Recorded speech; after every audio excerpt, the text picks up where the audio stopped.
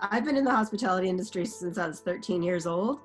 I went to school for it. I've taken every course under the sun. I'm a member of 3 different associations, take all their learning. Because I've personally been part of 2 major crises with corporate clients, with banks that had very strict protocol in the aftermath and legal afterwards, that's actually not the most challenging issue I've dealt with in the past.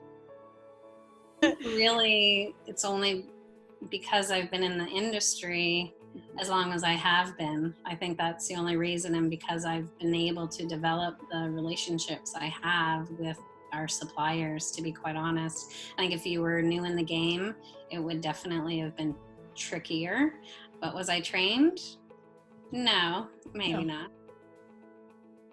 You learn from every experience, right? You take those nuggets and those lessons learned and you can apply them. But I think it's just your response, your ability to identify a problem and to run towards it and know that there will be a solution. You just have to land on that solution. I think the benefit is I'm 57 years old. Being a seasoned planner, I would hate to have gone through this as a newbie. I would have been cried. Sure, I'd be hiding under my desk in the fetal position. I have not worked a single event without a plan B. Nothing prepared us for what we're experiencing right now.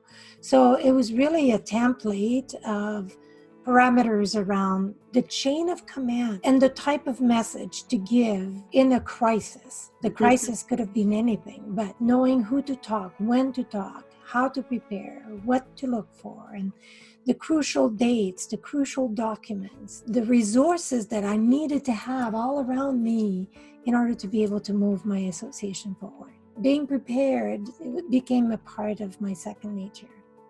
As a team that doesn't have a ton of experience in dealing with crisis management like this, but I think they've taken it on fairly seriously and have navigated their way through with some direction for myself and others within the foundation. We've definitely had to rally. And you make a decision based on your experience, so hopefully they're reasonable decisions.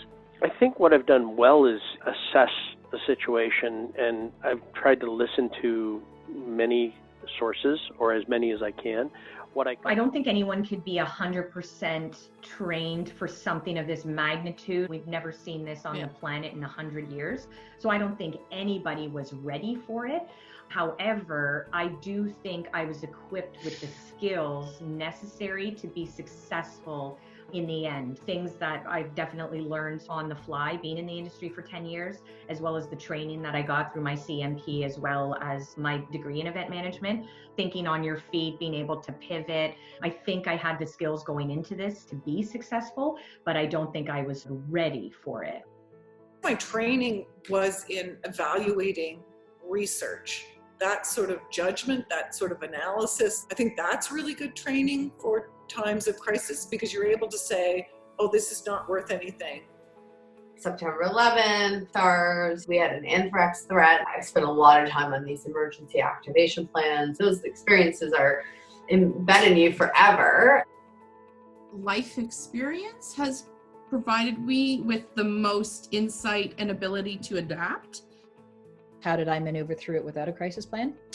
I'm going to go back to having had a lot of years of experience and having been through SARS and having been through 9/11 and having been through a lot of things. You're only as good as the team you have around you. That is true in everything that we do. Because I had had this experience, I was able to damp back, take a deep breath and say, all right, okay, so this is the steps we have to do. It just all came to me because we had written so many crisis plans. I was able to pull from that. That is not a model anybody should follow.